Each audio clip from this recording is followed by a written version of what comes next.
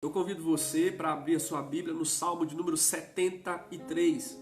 Salmo de número 73, versículo de número 26, tá bom? Apenas um versículo hoje. Salmo 73, versículo 26 é a palavra do Senhor para nós essa noite. Diz assim o texto do Salmo 73, versículo 26. Ainda que a minha carne e o meu coração desfaleçam, Deus é a fortaleza do meu coração e a minha herança para sempre. Aleluia. Bendito seja o nome do Senhor. Então, amados, essa palavra é uma palavra muito especial e o tema da nossa reflexão essa noite é ainda que, tá certo? Curto, bem simples, ainda que. Olha que coisa interessante. Esta é uma expressão que aparece muito na Escritura, né? Pelo menos algumas vezes a gente lembra de cabeça desta expressão. Ainda que. Por exemplo, Salmo 23 diz, ainda que eu ande pelo vale da sombra da morte. Salmo 27 diz, ainda que um exército se acampe contra mim, não se atemorizará o meu coração. Né? O Salmo 46 diz, ainda que a terra se transtorne e os montes se abalem no seio dos mares, ainda que as águas tumultuem e espumejem e na sua fúria os montes estremeçam. Olha para você ver. Depois Abacuque diz, ainda que a figueira não floresça e o produto da oliveira minta e nos currais não haja gado e as ovelhas sejam arrebatadas do aprisco. Então, olha só, ainda que eu ande pelo vale da sombra da morte, ainda que o exército se acampe contra mim, ainda que a terra transtorne, ainda que as águas tumultuem e espumejem, ainda que a figueira não floresça, né? Pelo menos essas vezes, lembrando assim rapidinho de cabeça, mas aqui, mais uma vez, no Salmo 73, aparece de novo essa expressão com os seguintes dizeres, ainda que a minha carne e o meu coração desfaleçam, Deus é a fortaleza do meu coração e a minha herança para sempre. Olha que coisa linda. Então eu gosto muito de observar essa expressão ainda que, porque para mim ela carrega um sentido, né, de fé, de confiança em Deus, né, que é motivo de gratidão, de louvor e também é uma inspiração para nós. Quando nós olhamos cada uma das vezes que aparece, né, sobretudo nos Salmos, no Antigo Testamento, essa expressão ainda que, ela aparece em contextos muito desafiadores, né? Ela aparece em contextos, por exemplo, de vale de sombra de morte, né? De exército acampando contra o servo de Deus. Ela aparece num cenário em que a terra está em convulsão, em que as águas estão também bravias, né? Como se fossem verdadeiros tsunamis. Aparece num cenário como o de Abacuque, né? Em que todos os bens e recursos mais essenciais para a manutenção do povo de Deus estariam correndo risco de perda, né? E aparece agora nesse cenário do Salmo de Asaf, no Salmo 73, quando ele diz, ainda que a minha carne e o meu coração desfaleçam.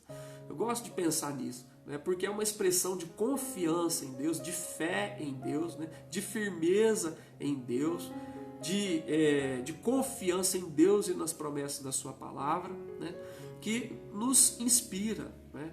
É isso que deve mover o nosso coração, deve mover a nossa mente, a nossa vida e as nossas decisões, sobretudo nesse tempo que nós estamos vivendo, né? Ainda que, né? E aqui ele destaca dois aspectos que eu acho importantes nessa primeira parte do versículo. Ele fala, ainda que a minha carne e o meu coração desfaleçam. Então, ele pontua dois aspectos, o aspecto exterior e o aspecto interior, né? A carne fala do lado de fora, do físico, né? Ou daquelas realidades exteriores que fazem parte do nosso cotidiano, do nosso dia a dia, da nossa vida, né? Do nosso ir e vir, né?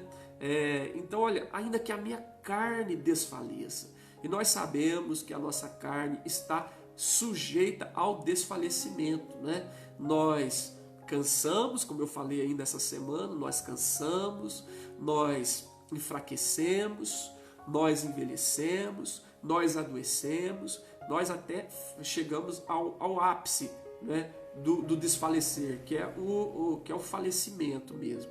Então, isso faz parte da nossa realidade, né? Nós somos mortais, seres finitos, né? Somos pó, como a gente já mencionou essa semana, e voltaremos ao pó. Então, o salmista diz, ainda que a minha carne desfaleça, né? Isso é uma coisa muito familiar para nós. Nós estamos vendo o desfalecimento da carne, né? Aparecendo o tempo todo, sendo experimentado o tempo todo, né? No nosso cotidiano e às vezes bem próximo de nós, com os nossos familiares ou com pessoas queridas, e sobretudo nesse tempo de pandemia, né? Quanto o desfalecimento da carne, né? tem se tornado algo tão notório, né? Notícia que a gente vê todo dia, né? E no Brasil mais de 40, não sei quantos mil mortos. Então, mostrando isso que o salmista diz, né? O desfalecimento da carne, né? Daquilo que nos é corpóreo, material e também exterior, né? A gente então sabe que a nossa carne pode desfalecer, né? E o salmista diz, ainda que isso aconteça, né? E ele destaca um outro aspecto, não só ainda que a minha carne desfaleça, ele diz ainda que a minha carne, o meu coração desfaleça. Então agora ele volta, ele chama a nossa atenção para olhar para o aspecto interior, né? Para aquelas realidades não palpáveis, não tangíveis, né? Que a gente não consegue tocar como a carne, né? Mas o coração, ou seja, nossas emoções, nossos sentimentos, né? Tem tanta gente desfalecida, não necessariamente fisicamente, mas desfalecida emocionalmente, né? Desfalecida, né? Por conta de uma angústia, de uma depressão, do medo, né? Das incertezas que nós estamos vivendo, né? A síndrome do pânico, essas doenças que atingem o nosso coração, né? As nossas emoções, síndrome do pensamento acelerado, tantas outras enfermidades que estão descritas hoje que afetam o emocional, né? Que aqui está figurado, né? Eu estou usando essa comparação do coração, né?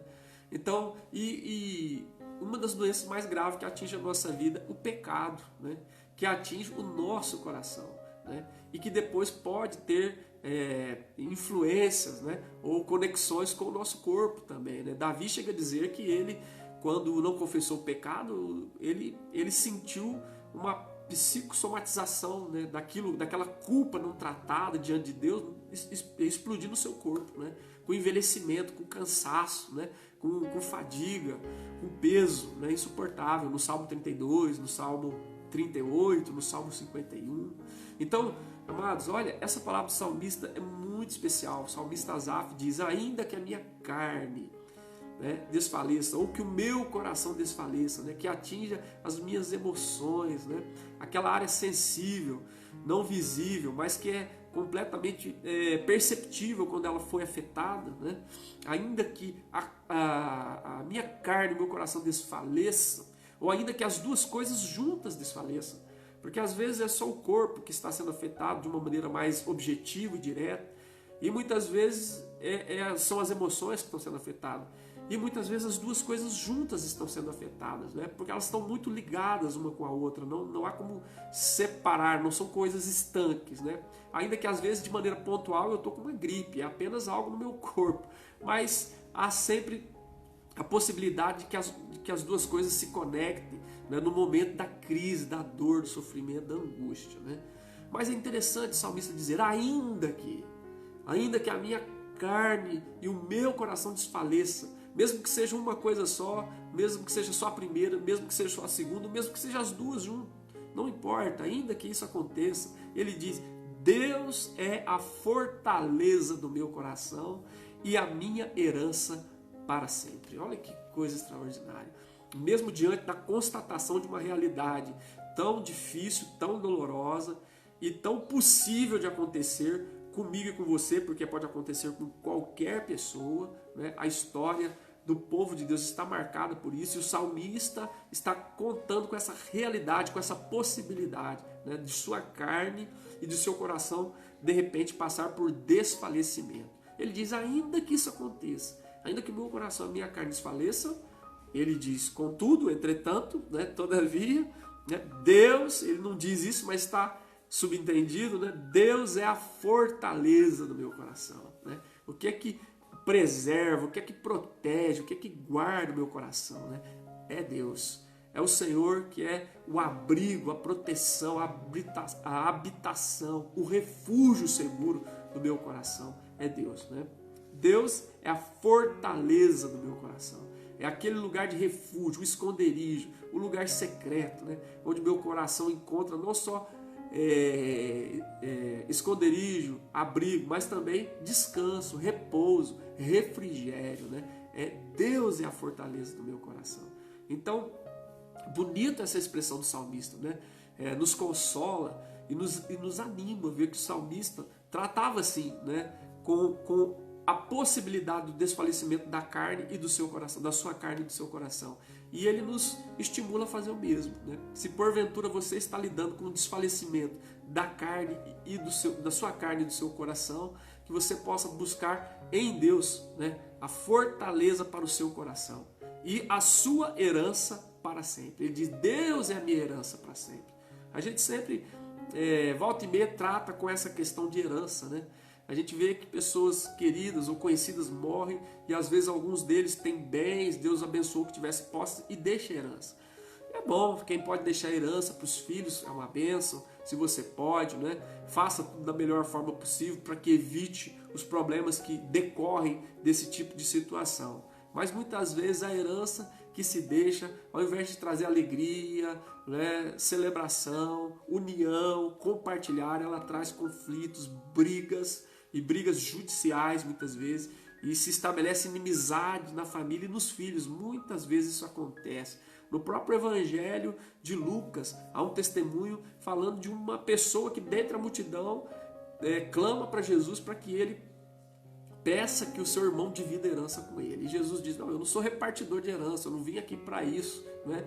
E Jesus ainda faz um alerta: olha, cuidado, porque a vida de um homem não consiste na quantidade de bens, de propriedades que ele possui, né? Cuidado com a ganância, Jesus fala, porque a vida de um homem não consiste na quantidade de coisas, de bens, de posses que ele possa ter amealhado ao longo da sua vida, mas ele ser rico para com Deus, né? Aí ele conta uma parábola que os irmãos sabem lá, daquele sujeito que teve uma grande safra, os seus celeiros não podiam conter a sua safra, então ele pensou: o que eu vou fazer? Derrubou tudo, construiu novos celeiros, colocou tudo lá dentro e falou: agora eu posso gozar, regalar, minha alma pode se alegrar porque está tudo resolvido, não tem mais problema, acabou, não preciso preocupar com mais nada. E aí a parábola diz: louco, essa noite pedirão a tua alma e tudo que você tem, para quem ficará. Assim é com cada pessoa que é rico na terra, rico na perspectiva do homem, mas não é rico para com Deus, né? Então o salmista, né, não nega a realidade do desfalecimento nem da carne nem do coração, mas ele também expressa muita esperança, muita confiança, né? E onde está a confiança dele? Em Deus. Ele diz: Deus é a fortaleza do meu coração e Ele é a minha herança para sempre. A nossa herança é o Senhor. A nossa fortaleza está no Senhor e a nossa herança é o próprio Senhor. Não são as coisas que Ele possa nos dar, né? Mas a grata alegria e satisfação de poder com Ele comungar, né? Partilhar, né? da comunhão com Ele, da vida dEle em nós e conosco, né? Então a coisa mais especial que nós temos é a comunhão com Deus.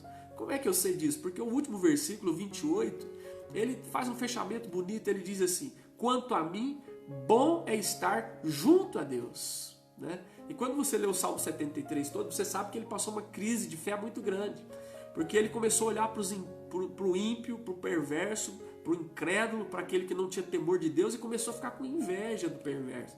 E ele teve uma crise de fé, achando que não valia a pena servir a Deus, ser fiel, se consagrar, né, andar de maneira digna, correta, conforme os princípios de Deus. E ele entrou em crise, mas depois que ele foi ao templo, ele teve uma experiência com Deus e aquilo tudo mudou na cabeça dele. E aí ele termina dizendo: quanto a mim, bom é estar junto a Deus, né? No Senhor, Deus põe o meu refúgio, Ele é o meu refúgio, a minha fortaleza, né? Para proclamar todos os seus feitos. Então a coisa mais especial, né, que ele podia desfrutar, né, era encontrar fortaleza e refúgio em Deus, e Deus ser a sua própria herança, o bem supremo da sua existência. não vinha das bênçãos de Deus, mas vinha da comunhão com Deus, da presença de Deus, né? Do perto estar com o Senhor. Ele diz, bom quanto a mim, bom é estar junto a Deus. No Senhor Deus põe o meu refúgio para proclamar, para anunciar que as suas maravilhas, os seus feitos, as coisas maravilhosas que ele fez, que ele está fazendo e que ele fará. Então, nessa noite, eu queria deixar essa palavra ao teu coração, né?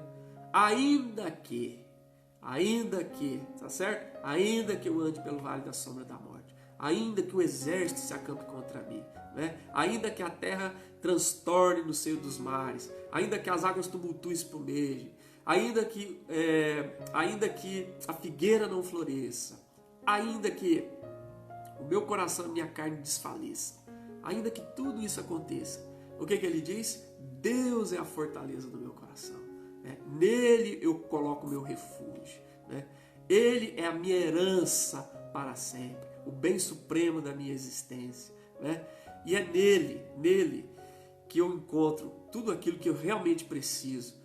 E eu quero proclamar os seus feitos, proclamar as grandezas do Senhor. Que o Senhor permita, né, que isso aconteça comigo e com você, né, com o teu coração. E o meu desafio essa noite é ver, a sua carne está desfalecendo? O seu coração está desfalecendo? Ou tem alguém na sua família que está passando pelo desfalecimento da carne ou do coração, ou as duas coisas juntas? Ou tem alguém na sua comunidade de fé que está experimentando isso?